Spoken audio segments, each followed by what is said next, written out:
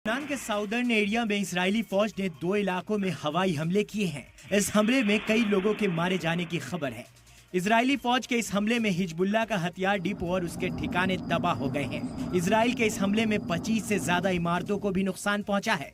तस्वीरों में हमलों के बाद तबाही का मंजर दिखाई दे रहा है। इससे पहले इजरायली हमले में हिजबुल्लाह के एक कमांडर की मौत हो गई थी, जिसके बाद गुस्साए हिजबुल्लाह ने इजराइल पर कई अटैक किए।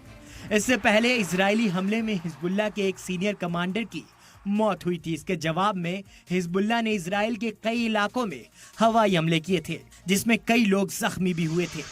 फिलिस्तीन की हिमायत में हिजबुल्लाह लगातार इजराइल के इलाकों को निशाना बना रहा है। इसके जवाब में इजरायली फौज भी लेबनान में एयर स्ट्राइक और बमबारी कर रही है।